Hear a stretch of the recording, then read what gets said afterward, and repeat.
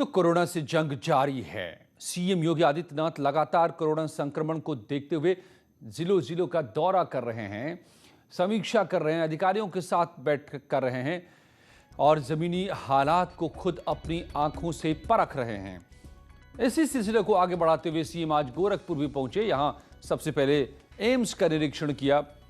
Covid ward में पहुंचे CM योगी और आईसीयू की तैयारियों को भी समझा। एम्स के डॉक्टरों से बात की। इस मौके पर एम्स के डायरेक्टर और डीएम भी सीएम के साथ मौजूद थे। सीएम योगी ने यहां पर पीआरटी हॉस्पिटल का भी निरीक्षण किया। सीएम ने अधिकारियों के साथ भी बैठक की और दिशा निर्देश दिए।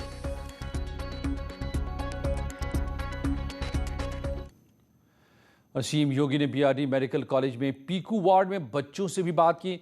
बच्चों के परिजनों से मुलाकात कर जाना कि इलाज में उन्हें कोई दिक्कत तो नहीं आ रही।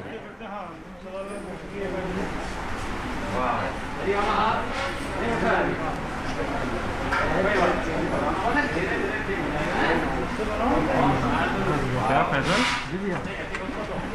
इतना सूजन क्यों है? उपचार शुरू हुआ है? सुधार भी है उसमें।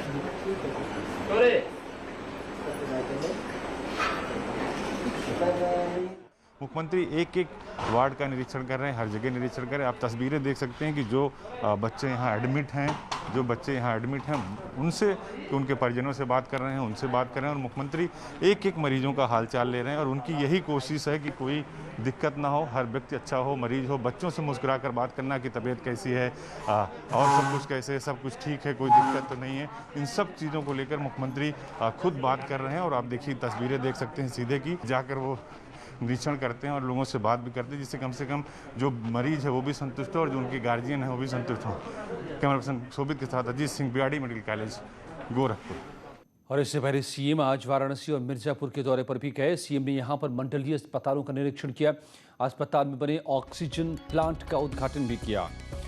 बाद में सीएम ने गांव का दौरा भी किया। इससे पहले वाराणसी के शिवपुर सीएचसी भी पहुंचे और कोविड कंट्रोल को लेकर चल रहे प्रयासों का जायजा लिया। लोगों और अधिकारियों से भी बात की और उन्हें जरूरी दिशा निर्देश भी दिए।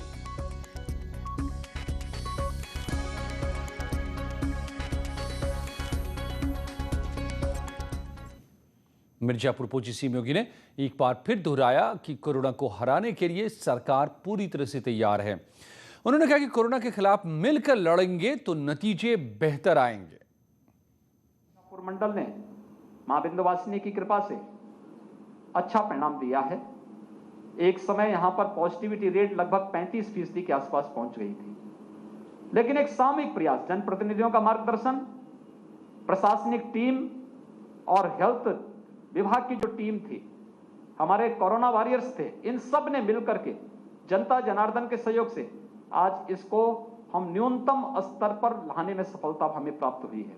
यानी 2 से नीचे पॉजिटिविटी रेट तक यह मंडल पहुंचा है। हमें व्यक्ति के जीवन को भी बचाना है और उसकी जीविका को भी। हमने पूरा लॉकडाउन नहीं किया है, एक कोरोना कर्फ्यू लागू किया है। हमारे कंस्ट्रक्शन के कार्य चालू हैं, हमारे उद्योग धंधे चल रहे हैं, सब्जी मंडी, खेती किसानी से जुड़े हुए कार्य, ये सभी कार्य हमारे चल रहे हैं। लेकिन हर एक जगह कोरोना को परास्त करने के लिए सोशल डिस्टेंसिंग का पालन, मास्क की अनिवार्यता, Covid care centre, Covid help desk, ये सभी उसमें सतर्कता के लिए बनाए भी जा रहे हैं। अब आपको सीएम योगी के कल के भी कार्यक्रम के बारे में बताएं। कल सीएम देवरिया कुशीनगर के दौरे पर जाएंगे, कोविड कंट्रोल रूम का निरीक्षण करेंगे, अधिकारियों के साथ बैठक करेंगे, एक एक गांव का जायजा लेंगे। इसके साथ ही मीडिया को भी संबोधित करेंगे सीएम योगी। तो देवरिया और कुशीनगर में जाकर कोविड से जंग की हालातों का जायजा लेंगे।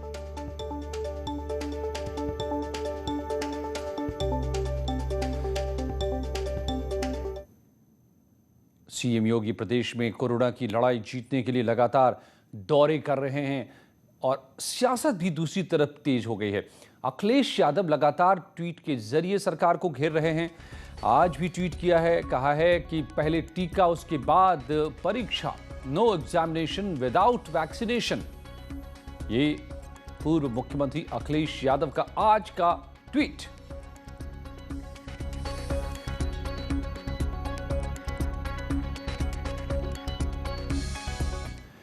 अखिलेश यादव लगातार ट्वीट के जरिए हमला कर रहे हैं। उनकी पार्टी के प्रवक्ता अनुराग भदौरिया भी जुबानी हमले में जुटे हुए हैं। उन्होंने मुख्यमंत्री के दौरे पर सवाल उठाए हैं। भारतीय जनता पार्टी से पूछना चाहता हूं, कहां थे उत्तर प्रदेश के मुख्यमंत्री जी जब रास्ते पे लोगों की बिना ऑक्सीजन के जाने जा रही थी? कहां थे प्रभारी मंत्री जहां हॉस्पिटल में समय से बेड न मिलने से लोगों की मौतें हो गई? कहां था प्रशासन जो समय से एम्बुलेंस नहीं पहुंचने से लोगों की जान चली गई? कहते हैं ना, बड़ा हुआ तो क्या हुआ, जैसे पेड़ खजूर, पथिक को छाया नहीं, फल लगत दूर। इसी तरह उत्तर प्रदेश के मुख्यमंत्री जी लिए हेलीकॉप्टर हवा में घूम रहे हैं और नीचे जनता धूल फांक रही है। इसलिए कहते हैं ना, चित भी मेरी पट भी मेरी। उत्तर प्रदेश के मुख्यमंत्री आदित्यनाथ जी हैं, माननीय अखिलेश यादव जी नहीं। शायद ये भूल गए हैं आप। और सरकार के मंत्री मोहसिन रजा और सिद्धार्थनाथ सिंह ने अखिलेश यादव पर पलटवार किया है। मोहसिन रजा ने कहा है कि सीएम योगी जनहित के लिए दिन रात काम कर रहे हैं। सिद्धार्थनाथ सिंह ने भी जुबानी हमला किया।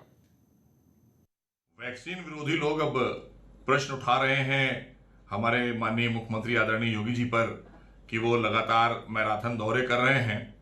तो ये उड़न खटोला आपके ही रिजिम में खरीदा गया था माननीय अखिलेश जी, और आप तो इसको अपने पर्सनल इस्तेमाल में रखते थे। सफाई जाना हुआ तो चले गए, कहीं और जाना हुआ चले गए, शादी बारात में चले गए।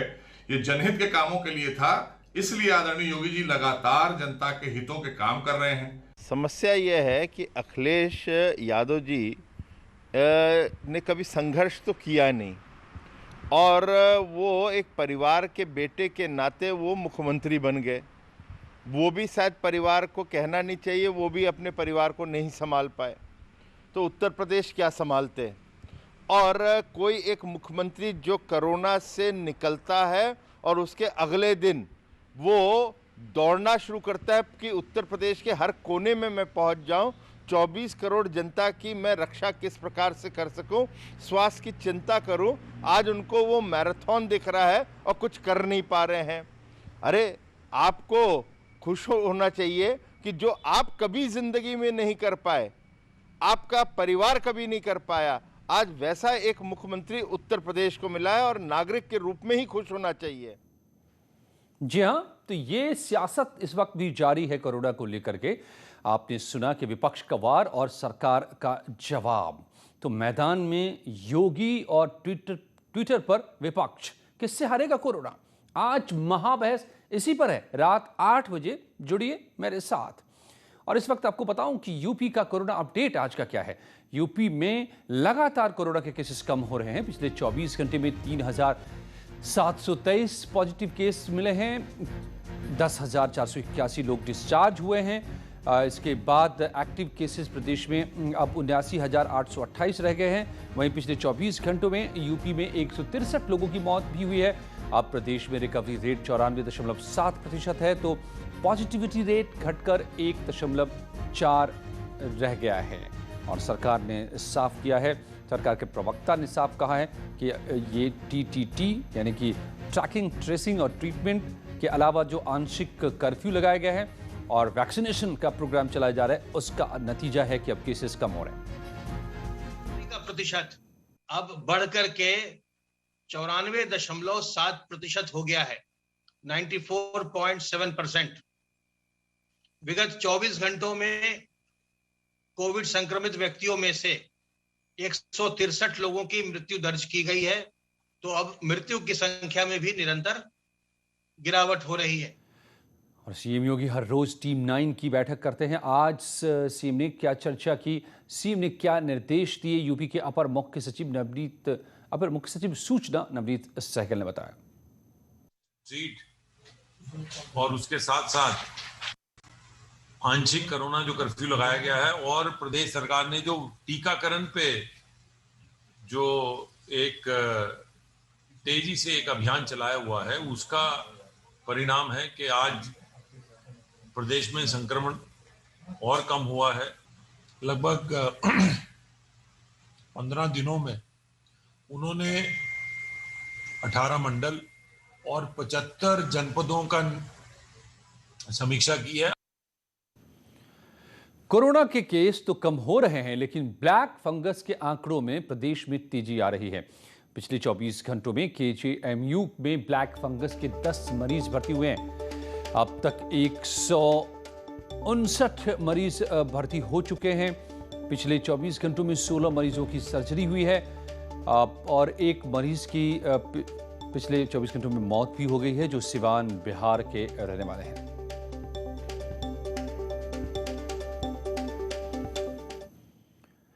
और ब्लैक फंगस का कहर बढ़ता जा रहा है। इस बीमारी से जुड़े मरीजों की संख्या भी लगातार बढ़ रही है। आपको 2 तस्वीरें दिखाते हैं। हापुड़ के बनखंडा की पहली तस्वीर, जहां पर एक महिला की ब्लैक फंगस से मौत हो गई। सबसे पहले महिला को मेरठ में भर्ती कराया गया था, लेकिन बाद में डॉक्टरों ने दिल्ली रेफर कर दिया, लेकिन बचाया नहीं जा सका। वहीं प्रयागराज में ब्लैक फंगस लगातार पैर पसार रहा है। सोमवार को 4 नए मरीजों के सामने आने के बाद हड़कंप मच गया। बताया जा रहा है कि 3 मरीजों का इलाज एक निजी अस्पताल में चल रहा है, जबकि एक मरीज का इलाज मेडिकल कॉलेज के SRN अस्पताल में हो रहा है। अब तक प्रयागराज में 7 मरीजों में ब्लैक फंगस की पुष्टि हो चुकी है।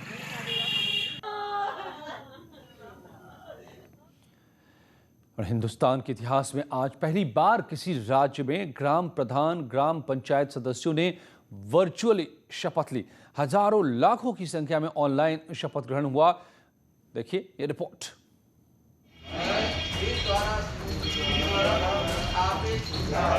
भारत के संविधान के निर्वहन करूंगा अतः ईश्वर मुझे सामर्थ्य दे। ग्राम पंचायतों में बन गई नई सरकार। गांव के विकास के लिए शपथ प्रधान की। शपथ लेता हूँ, सत्यनिष्ठा से प्रतिज्ञा करता हूँ। गांव की नई सरकार करेगी विकास या फिर गांव देखता रहेगा विकास की राह।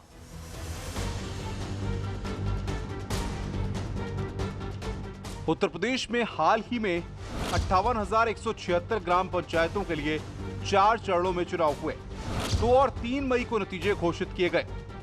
कोरोना के चलते नवनिर्वाचित प्रधानों और ग्राम पंचायत सदस्यों को शपथ नहीं दिलाई जा सकी थी। इसके चलते नई पंचायतों का कामकाज भी नहीं शुरू हो सका था। बाद में सरकार ने ऑनलाइन शपथ यानी पहली बार ग्राम प्रधानों को वर्चुअल शपथ दिलाई गई। उत्तर प्रदेश में 58,176 ग्राम प्रधान और 7,31,813 ग्राम पंचायत सदस्य चुने गए हैं। इनमें से अधिकांश ग्राम प्रधानों और ग्राम पंचायत सदस्यों को 25 मई को ऑनलाइन शपथ दिलाई गई, लेकिन पश्चिमी उत्तर प्रदेश के कई गांवों में प्रधानों की शपथ में अड़चन आ गई है। 479 में से 293 ग्राम पंचायती गठित हो पाई हैं। इनका शपथ ग्रहण कार्यक्रम हम लोग आज और कल में करा रहे हैं, और शेष 2 ग्राम पंचायतें 186 गठित होने से रह जा रही हैं। उनके लिए जल्दी आयोग द्वारा कार्यक्रम निर्धारित किया जाएगा और उनका पुनः उपचुनाव करा के तब उनको विधिवत गठित करके उनका भी शपथ ग्रहण का कार्यक्रम आगे कराया जाएगा। लेकिन सवाल ये है, क्या नए ग्राम प्रधान कोरोना काल में अपने गांव के लिए बेहतर काम कर पाएंगे? उनके पास गांव के विकास के लिए कोई एजेंडा है या सिर्फ चुनाव जीतना मकसद था? आज इन्हीं सवालों को लेकर हम उत्तर प्रदेश के कुछ नवनिर्वाचित ग्राम प्रधानों से जुड़ रहे हैं। उनसे पूछेंगे कि प्रधान बनने के पीछे उनका मकसद क्या है।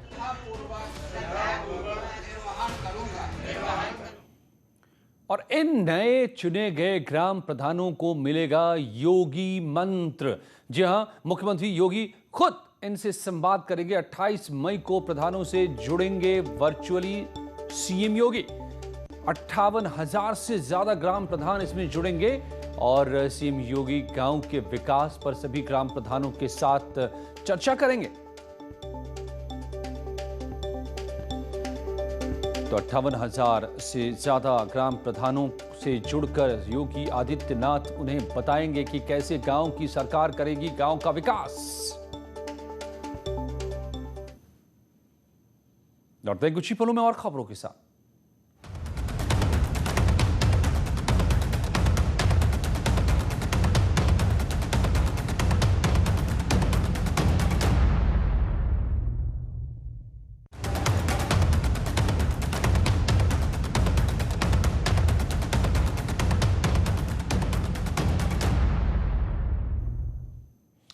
जयंत चौधरी को राष्ट्रीय लोक दल का राष्ट्रीय अध्यक्ष चुना गया है। दिल्ली में आरएलडी की राष्ट्रीय कार्यकारिणी की बैठक में जयंत चौधरी के नाम पर मोहर लगी।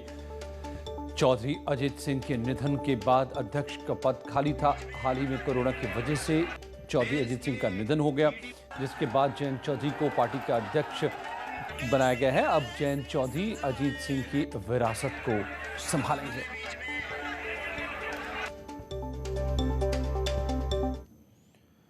एसपी अध्यक्ष अखिलेश यादव ने जयंत चौधरी को ट्विटर पर बधाई दी। उन्होंने लिखा है कि जयंत चौधरी का आरएलडी का राष्ट्रीय अध्यक्ष चुने जाने के पर उन्हें हार्दिक बधाई और शुभकामनाएं।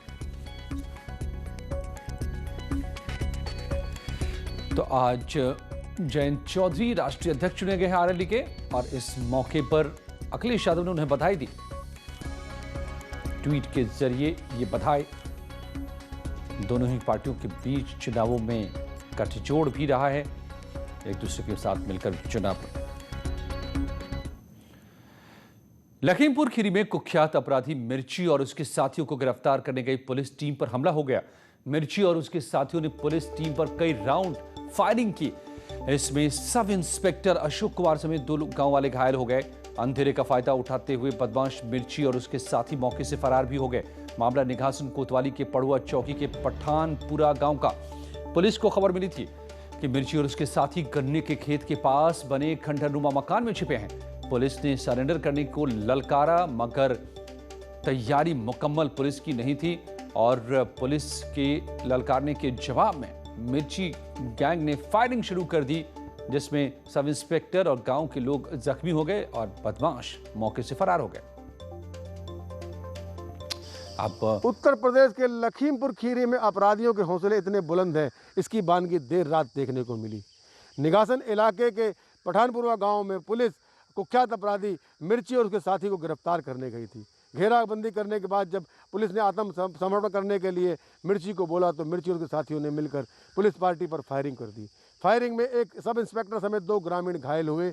अंधेरे का फायदा उठाकर मिर्ची मौके से फरार होने में कामयाब रहा। मौके पर पहुंचे पुलिस अधीक्षक विजय ढुल का कहना है कि अपराधी मिर्ची की गिरफ्तारी के लिए पुलिस की टीम लगा दी है। लगातार पुलिस की दबिश दी जा रही है। जल्द से जल्द अपराधी मिर्ची को गिरफ्तार कर जेल के पीछे भेजा जाएगा।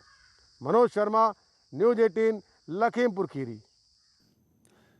और जारी है कुछ ही पलों में यहाँ खबरों का सिलसिला। देखिए उत्तराखंड की खबरें।